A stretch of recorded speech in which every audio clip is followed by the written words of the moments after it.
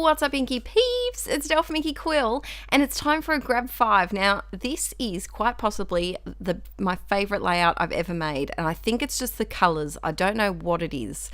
But today I'm using this turquoise Posca paint pen. That's a bit of a mouthful. I'm also using some Nuvo, I think it's Nuvo drops, which is like a thick, glittery paste you can use as enamel dots. I've got some puffy stickers from Citrus Twist and a very old packet of rub-ons from Crepe Paper Open Book, I think it is, the collection. Very old, don't know if they're going to work. And then this really also old Kaiser Craft sticker sheet, which I found in my stash. So they're the 5 things we're using today. Now you can see there's no real dominating colour, which is why I went crazy. So I'm hoping that you guys will play along with this Grab 5 challenge, either in a scrapbook page or an art journal page or a traveler's notebook journal page, whatever you like. I'm in the process. I've made a Facebook group, but I have to work out with Aaron because there's some people that cancel their Patreon pledging just before the end of the month, and I have to work out a way, trying to code a program so that I can keep track of who's currently pledging and who's in the Facebook group. So stay tuned for that. But if you do play along with this Grab 5 challenge, I would love you to share your project that you made either on the community page here on Patreon, or if I have the Facebook group up and running by now, on there. So I decided to do this. Now this is a really, really easy painting technique. And it's basically just doing thick, chunky brush strokes, like kind of like a stippling kind of effect. And so I have my Use It Up journal here as well. And because I'm lazy, I say this all the time, why make one background when you can do 2? So while I've got my paints out and my paintbrush is still dirty, I'm just splodging some paint in the background of an extra art journal page as well. And the layout, actually I did this page. I don't know if it's up yet. If it is, it'd be on my second channel, Let's Get Inky. There is a process video for that art journal page that's all done, I think. So then I'm going through, so there was like a pink, fire engine red, and then kind of a few, it's called cherry pie, and it's like what it sounds. It's kind of a cherry colour, and they go really well together. I am all about breaking rules, and there's a rule that pink and red shouldn't be together, and I think it's silly because I think hot pink and fire engine red look quite nice together. And then I decided it needed a little bit of depth, so I just went in with my white and just did some more brush strokes. Now this is it looks tricky, but it's not. It's just splodging down little brush strokes of colour. The trick is you need a wide, flat brush that's quite stiff. If you have a round brush, you'll get a different look. It can still work, but you'll just have a different look. And if you have a softer brush, it won't be as brush strokey, if that's even a word. So I dried it with my heat gun and it's all done. And the good thing about this technique is that it keeps the texture of the paint strokes, which I really, really like. Now, this is a photo of my belly, and this was the first time that Frida kind of saw Archie moving. So I was probably at this point, I have another layout in my project life of a similar photo. This was probably about, I'm guessing, mid-20s, because I was still at school, I think, at this point. Probably like about 25 weeks. I popped out really early, and Archie was causing a real ruckus, and Frida just turned her head. She saw my stomach moving, and it was the funniest moment. She turned her head and she was like, "Hoomin, what is that in your belly?" So that had to be the title of this layout as well. Going through my little stash, these are the DIY embellishments that I made back in July here on Patreon, so I thought I'd use one. And this is where my colour scheme came from. So straight away, I went for that turquoise tag just because I liked it. And I've been really enjoying this pop of it's kind of like a cobalt blue, a dark powder blue at the moment. It's one of my favourite colours at the moment, just to add a little bit of a pop to your projects. Now, because this embellishment was already made, it made it so much easier to get done. here I am fighting with some leftover tissue paper from a present, I think it was. And I'm just going to mat my picture. Now, keep in mind that I don't think tissue paper is acid-free, possibly not. But I scrapbook for the process of it, not particularly for the... what's the word I'm looking for? Not for the keeping it good factor. The longevity. That's the word. That's better than keeping it good. Not really for the longevity. I'm hoping one day to digitize all of my layouts one day, eventually in, 20 years to come. And so if any of my kids would like any of the layouts, they can pick and choose and print them into a photo book or something like that. So I'm just going through my 6x6 paper pad here. This is is it Dear Lizzie? Yeah, Dear Lizzie, lovely day. And I'm just picking a couple of kind of neutral papers, so not too busy. In saying that, the one that I just pulled out is extremely busy with words, but nothing too contrasty, I guess. So a lot of people have asked about layering, and I am hoping to do a bit more of a up close and personal layering series. Let me know if that's something that you're interested in. But when I do my layering, I always like to keep the first, second, or just first one, either way, the layers, or the first one definitely a complete, what's the word? My words aren't working today. Completely surrounding the whole picture, so not just part of it, so it mats the entire thing evenly. So you can see I did that with the tissue paper. Then with the second or third layer, I like to make it almost all of the photo, and then I kind of make my layers smaller from there. So I always like to have one that's a bit more of a rectangle up and down, kind of like this one. And then if I don't have a busy background, I often like to do a really long skinny one as well. Sometimes I rip them, sometimes I cut them. It kind of depends on the paper and depends what mood I'm in. So you can see I ripped that red one just because I felt like it needed a bit of excitement to the paper. It was a very flat pattern, so it just needed a little bit of texture, a little bit of something special. So I'm just using my double-sided sticky tape, and I know I use a lot, but I like to use tape. I like to stick things down because there's nothing that frustrates me more. I know I've said this in a video before, but if you haven't watched it, as a primary school teacher, my most annoying thing about the children in my class was their lack of gluing ability. And I would find worksheets everywhere that had fallen out of books. And of course, especially when you teach kindergarten, they don't write their names on things even when you tell them 50 million times. So that used to drive me crazy. So I think it's just an inbuilt teacher annoyance pet peeve that I use excess amounts of glue on everything. So I'm using my rub on, and I'm sorry the camera's shaking, but I was rubbing very hard, and I think I'm using the back of my hole punch because I couldn't find the paddle pop stick. I've noticed that my camera was shaking, so I did decide to pause the camera, and all of these rub-ons still worked except for one. So I'm quite surprised and quite happy with that because I did think it was going to be a fail. I did a grab 5 a long time ago, maybe 2 years ago on my channel, with a pack of rub-ons. It's got a pink background, that's all I remember. And the rub-ons were dead. They did not rub anymore.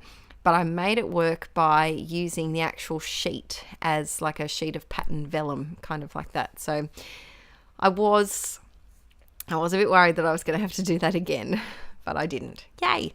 So now I am adding that tag, and before I stuck down the side, I decided to do some of these leaves. Now this was when I filmed this when I was making the class kits for the retreat that I taught at, and I had some extras. And they're quite neutral and basic, so I thought they'd be perfect to just slip in behind this tag just to add a little bit of texture. I know I say a little bit of texture, but I really do like to have things that aren't so flat in their appearance. I don't like it when everything's flat. You might like it, that's perfectly fine. There's no rules of scrapbooking, but just personally I like to make it feel like I want to touch the page and not just look at it. So I put that last one to the right there where I knew I was going to overlap with the heart so that I could cover up the top of it where it connects to the tag. And this little one is going up the top. Like I've said previously, I like to do a diagonal in my design usually. So I try to repeat things. If I do something down the bottom of the page, I like to repeat it in a tiny amount at the top of the page. I'm adding some craft foam to this little heart and then going to stick it down.